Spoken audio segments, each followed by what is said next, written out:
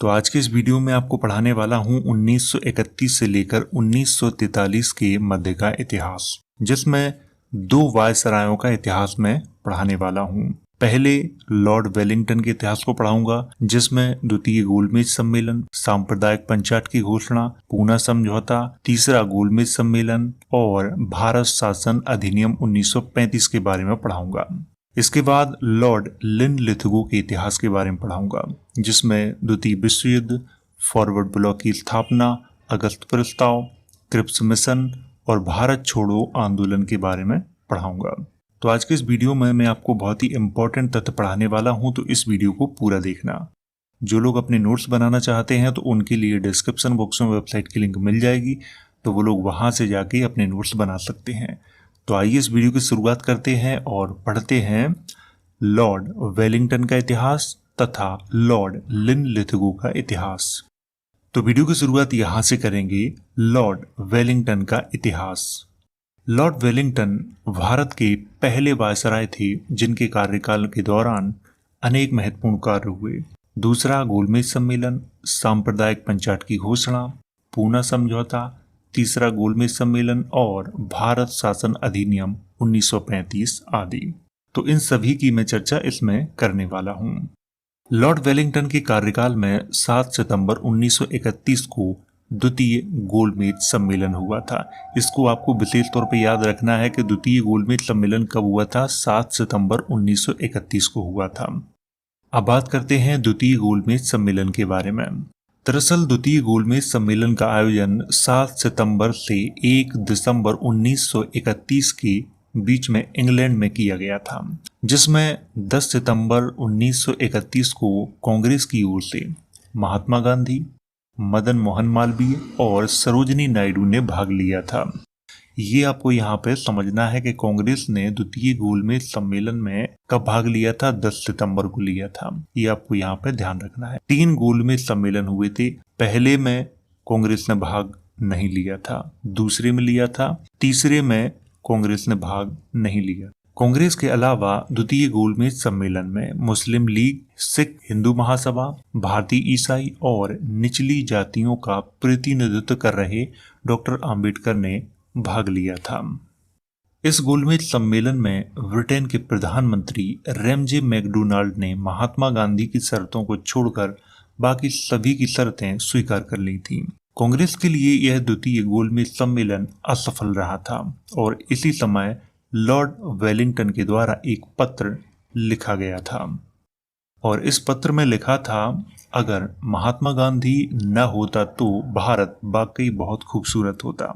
महात्मा गांधी जो भी कदम उठाता है उसे भगवान की प्रेरणा का परिणाम कहता है, लेकिन उसके द्वारा किए गए प्रत्येक कार्य में गहरी चाल होती है। हम निहायती अव्यवहारिक और अंधविश्वासी जनता के बीच रह रहे हैं जो महात्मा गांधी को अपना ईश्वर मानती है। ये किसने लिखा था खत में? लॉर्ड वेलिंगटन ने लिखा था, जो उस समय के भारत के वायसराय थे। द्वितीय गोलमेज सम्मेलन में ब्रिटेन के प्रधानमंत्री रैमजे मैकडोनाल्ड ने महात्मा गांधी की शर्तें स्वीकार नहीं की थी। इसके बाद 3 जनवरी 1932 को महात्मा गांधी ने दोबारा से सविनय अवज्ञा आंदोलन की शुरुआत कर दी थी। 16 अगस्त 1932 को ब्रिटेन के प्रधानमंत्री रैमजे मैकडोनाल्ड ने एक घोषणा की, जिसमें मुस्लिम, सिख, हिंदू महासभा, ईसाई और निचली जातियों को अधिकार प्रदान करने की बात कही गई थी। लेकिन भारतीय इतिहासकारों ने क्या किया कि इसी घोषणा को सांप्रदायिक पंचाट का नाम दिया था। अब बात करते हैं सांप्रदायिक पंचाट के प्रमुख प्रावधानों पर। नंबर 1, मुस्लिम, सिख और भारतीय ईसाइयों के अलग निर्वाचन की व्यवस्था की जाएगी। नंबर 2, गरीब जातियों के निर्वाचन की व्यवस्था भी अलग की जाएगी। नंबर 3, प्रांतों के शासन में 3% सीटें महिलाओं के लिए आरक्षित की जाएंगी। तो ये 3 प्रमुख प्रावधान थे सांप्रदायिक पंचाट के, जिसमें कहा गया था कि मुस्लिम, सिख और भारतीय ईसाई, इनके निर्वाचन की जो व्यवस्था है वो अलग की जाएगी और गरीब जातियों के निर्वाचन की व्यवस्था भी अलग की जाएगी। प्रांतों के शासन में 3% जो सीटें हैं वो महिलाओं के लिए आरक्षित की जाएंगी। तो ये जो मुख्य रूप से प्रावधान थे वही मैंने यहाँ पे लिखे हुए हैं। ब्रिटेन के प्रधानमंत्री रैमजे मैकडोनाल्ड के द्वारा सांप्रदायिक पंचायत की घोषणा के बाद 20 सितंबर 1932 को पुणे की यरवड़ा जेल में महात्मा गांधी ने आमरण अनशन शुरू कर दिया था। अब बात करते हैं पूना समझौता के बारे में। दरअसल जब महात्मा गांधी ने पुणे की यरवड़ा जेल में आमरण अनशन शुरू किया तो इसके बाद कांग्रेस के बड़े बड़े नेता डॉक्टर आम्बेडकर से मिलने गए, परंतु डॉक्टर आम्बेडकर नहीं माने। अंत में महात्मा गांधी की पत्नी कस्तूरबा और पुत्र देवदास गांधी डॉक्टर आम्बेडकर से मिलने गए। इसके बाद 24 सितंबर 1932 को डॉक्टर आम्बेडकर और महात्मा गांधी के मध्य एक समझौता हुआ था जिसमें निचली जातियों को आरक्षण देने का वादा किया गया था और इसी समझौते को भारतीय इतिहास में पूना समझौता कहा जाता है। तो ये कब हुआ था? ये 24 सितंबर 1932 को हुआ था। किसके मध्य में हुआ था? महात्मा गांधी और डॉक्टर आम्बेडकर के मध्य में ये हुआ था। और एक तथ्य मैं आपको यहाँ पे और समझा देता हूँ। वैसे कुछ लोग यहाँ पे एक तर्क देते हैं कि महात्मा गांधी और डॉक्टर आम्बेडकर के मध्य में ये आरक्षण का जो मुद्दा तय हुआ था वो 10 वर्ष के लिए हुआ था। देखिए ये तथ्य बिल्कुल गलत है। यहाँ पे जो प्रोपेगेंडा है ये जबरदस्ती फैलाया जाता है। महात्मा गांधी और डॉक्टर आम्बेडकर के मध्य में जो समझौता हुआ था वो आरक्षण 2 प्रकार से है। पहला एक तो राजनीतिक आरक्षण है, दूसरा है नौकरियों में और शिक्षा में। नौकरियों में और शिक्षा में जो आरक्षण है वो आरक्षण 10 वर्ष के लिए नहीं था। आरक्षण कौन सा 10 वर्ष के लिए था? जो राजनीतिक आरक्षण है वो 10 वर्ष के लिए था और उसमें एक शर्त भी लगाई गई थी कि प्रत्येक 10 वर्ष के बाद इसकी समीक्षा होगी। अगर एससी और एसटी के जो लोग हैं वो ठीक ठाक स्थिति में आ गए तो इस आरक्षण को खत्म कर दिया जाएगा। अगर नहीं आए तो इस आरक्षण को 10 वर्ष के लिए और बढ़ाया जाएगा। ये शर्त वहां पे लगाई गई थी। तो इसके बाद आप लोगों ने देखा होगा सरकार प्रत्येक 10 वर्ष के बाद इसकी एक समीक्षा करती है। इसके बाद फिर से 10 वर्ष के लिए इसे आगे बढ़ा देती है। तो इसी पे कुछ लोगों का कहना है कि यह आरक्षण केवल 10 वर्ष के लिए था, लेकिन बार बार इसे सरकार वोट बैंक के नाम पे आगे बढ़ा रही है। ऐसा बिल्कुल भी नहीं है। पहले आप संविधान में दिए गए आर्टिकल्स को पढ़ो, उनमें क्या लिखा है, इसके बाद आप स्वयं समझ जाओगे। लॉर्ड वेलिंगटन के कार्यकाल में तीसरा गोलमेज सम्मेलन 17 नवंबर 1932 को हुआ था। अब बात करते हैं तीसरे गोलमेज सम्मेलन के बारे में। दरअसल तीसरा गोलमेज सम्मेलन 17 नवंबर से 24 दिसंबर 1932 के मध्य में इंग्लैंड में आयोजित किया गया था। इस गोलमेज सम्मेलन में 46 भारतीय प्रतिनिधियों ने भाग लिया, लेकिन कांग्रेस ने इसमें भाग नहीं लिया था। इस सम्मेलन में एक श्वेत पत्र जारी किया गया था। उसी के आधार पर भारत शासन अधिनियम 1935 को पारित किया गया था। अब बात करते हैं भारत शासन अधिनियम 1935 के बारे में। यहाँ पर मैंने बेसिक चर्चा की है। आगे आने वाले वीडियो में मैं एक स्पेशल वीडियो बनाऊंगा भारत शासन अधिनियम 1935 के बारे में, तो उस वीडियो में मैं पूरी जानकारी आपको दूंगा। भारत शासन अधिनियम 1935 ब्रिटिश संसद के द्वारा अगस्त 1935 में पारित किया गया था। उस समय भारत के वायसराय लॉर्ड वेलिंगटन थे। भारत शासन अधिनियम में 321 अनुच्छेद और 10 अनुसूचियां थीं, परंतु कांग्रेस के नेताओं ने इसे अस्वीकार किया था। जवाहरलाल नेहरू ने इसे दास्ता का नया चार्टर कहा था तथा मदन मोहन मालवीय ने बाहर से जनत्रासदी और अंदर से खोखला कहा था इस अधिनियम को। अब बात करते हैं भारत शासन अधिनियम 1935 के प्रमुख प्रावधानों पर। नंबर 1, केंद्र में द्वैत शासन की स्थापना। नंबर 2, प्रांतों में द्वैत शासन की समाप्ति। नंबर 3, अखिल भारतीय संघ की स्थापना। नंबर 4, संघीय न्यायालय की व्यवस्था। नंबर 5, ब्रिटिश संसद की सर्वोच्चता स्थापित की गई थी। नंबर 6, भारत परिषद का अंत कर दिया गया था। नंबर 7, सांप्रदायिक निर्वाचन प्रणाली का विस्तार किया गया था। नंबर 8, इसी अधिनियम के द्वारा बर्मा यानी म्यांमार को भारत से अलग कर दिया गया था। नंबर 9, भारतीय रिजर्व बैंक की स्थापना इसी अधिनियम के द्वारा की गई थी।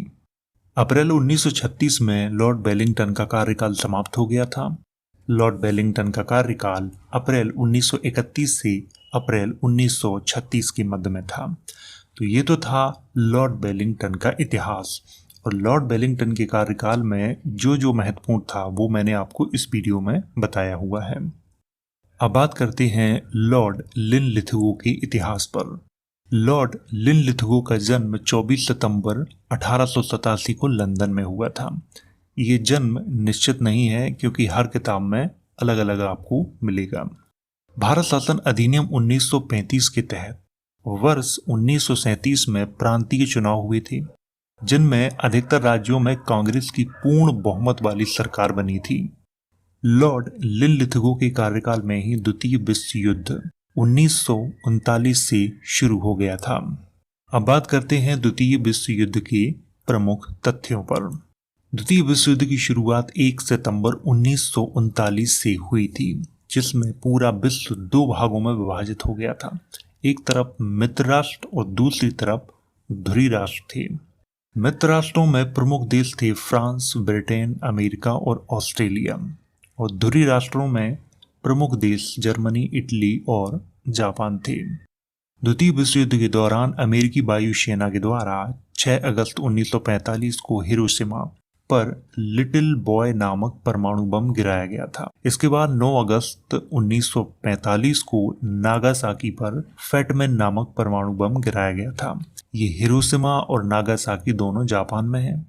इन दोनों हमलों के दौरान जापान के 2 लाख से भी ज्यादा लोग मारे गए थे। द्वितीय विश्व युद्ध में मित्र राष्ट्रों की जीत हुई थी और ध्रुवीय राष्ट्रों की हार हुई थी। द्वितीय विश्व युद्ध का अंत 2 सितंबर 1945 को हुआ था। लॉर्ड लिनलिथगो की कार्यकाल 1939 में ही सुभाष चंद्र बोस के द्वारा फॉरवर्ड ब्लॉक नाम से एक पार्टी की स्थापना की गई थी।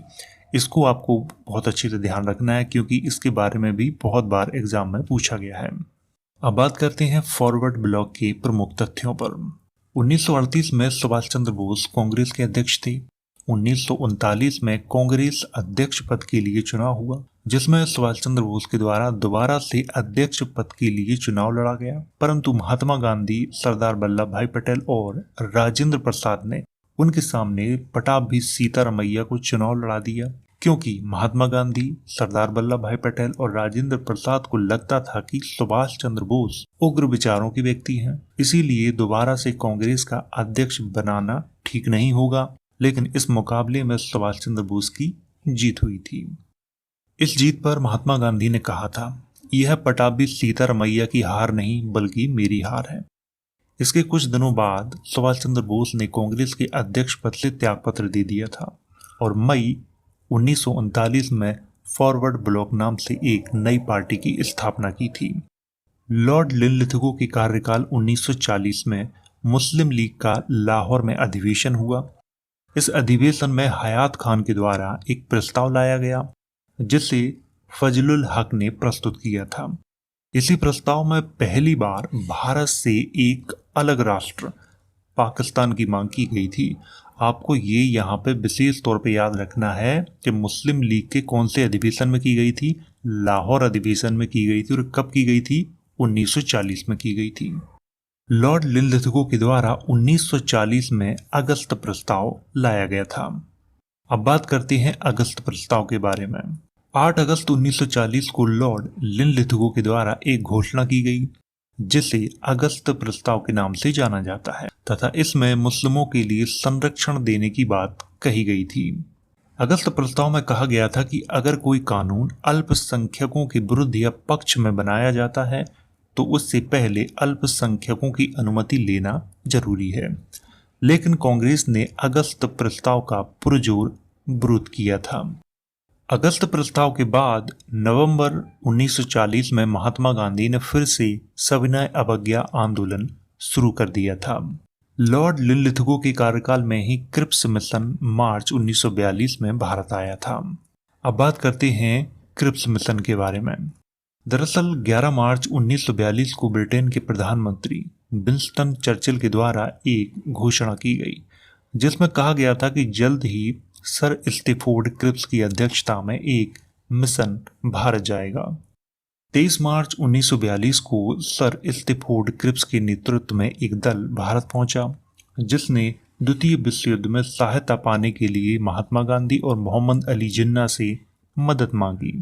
इन सभी नेताओं से मिलने के बाद सर स्टैफोर्ड क्रिप्स ने 29 मार्च 1942 को क्रिप्स मिशन की घोषणा की थी। अब बात करते हैं क्रिप्स मिशन की घोषणा की प्रमुख विशेषताओं पर। नंबर 1, द्वितीय विश्व युद्ध के बाद संविधान निर्माण करने वाली एक संविधान सभा का गठन किया जाएगा। नंबर 2, संविधान सभा का काम नया संविधान बनाना होगा, जिसमें अल्पसंख्यकों तथा निचली जातियों को विशेष अधिकार दिए गए हों और इस संविधान को बनाते समय सभी प्रतिनिधियों की अनुमति लेना अनिवार्य है। नंबर 3, भारत के जो राजा नए संविधान से सहमत हों तो वह भारत के साथ रह सकते हैं, अन्यथा वह स्वतंत्र भी रह सकते हैं। नंबर 4, जब तक नया संविधान पूर्ण रूप से नहीं बन जाता तब तक भारत की सुरक्षा का उत्तरदायित्व ब्रिटिश सरकार के पास रहेगा। 11 अप्रैल 1942 को क्रिप्स प्रस्ताव को वापस ले लिया गया था, क्योंकि इस प्रस्ताव को कांग्रेस और मुस्लिम लीग दोनों ने ही अस्वीकार कर दिया था। क्रिप्स प्रस्ताव के बारे में महात्मा गांधी ने कहा था, यह आगे की तारीख का चेक है जिसका बैंक नष्ट होने वाला है। लॉर्ड लिनलिथगो के कार्यकाल में ही अगस्त 1942 में भारत छोड़ो आंदोलन शुरू हुआ था। इसको भी आपको विशेष तौर पर याद रखना है। भारत छोड़ो आंदोलन की शुरुआत कब हुई थी? अगस्त 1942 में हुई थी। अब बात करते हैं भारत छोड़ो आंदोलन के बारे में। क्रिप्स प्रस्ताव वापस लेने के बाद 14 जुलाई 1942 को कांग्रेस की कार्यकारिणी समिति के द्वारा वर्धा, जो कि महाराष्ट्र में है, अंग्रेजों भारत छोड़ो का प्रस्ताव पारित किया गया। इसके बाद मुंबई में अखिल भारतीय कांग्रेस कमेटी का एक विशेष अधिवेशन 8 अगस्त 1942 को हुआ, जिसमें भारत छोड़ो आंदोलन के प्रस्ताव को मंजूरी प्रदान की गई और इस प्रस्ताव के तुरंत बाद महात्मा गांधी सहित सभी लोगों को गिरफ्तार कर लिया गया था। अक्टूबर 1943 में लॉर्ड लिनलिथगो का कार्यकाल समाप्त हो गया था। लॉर्ड लिनलिथगो का कार्यकाल अप्रैल 1936 से अक्टूबर 1943 के मध्य में था। तो ये तो था लॉर्ड लिनलिथगो का इतिहास। और लॉर्ड लिनलिथगो के कार्यकाल में जो जो महत्वपूर्ण कार्य हुए उन सभी कार्यों की चर्चा मैंने इस वीडियो में की है। तो आज के इस वीडियो में मैंने 1931 से लेकर 1943 के मध्य का जितना भी इतिहास था वो मैंने पढ़ाया है। अगर आप लोगों को अपने नोट्स बनाने हैं तो डिस्क्रिप्शन बॉक्स में वेबसाइट की लिंक आपको मिल जाएगी, तो वहां से जाके आप लोग अपने नोट्स बना सकते हैं। तो वीडियो अगर अच्छा लगा हो तो इसे लाइक करें, शेयर करें। वीडियो देखने के लिए धन्यवाद।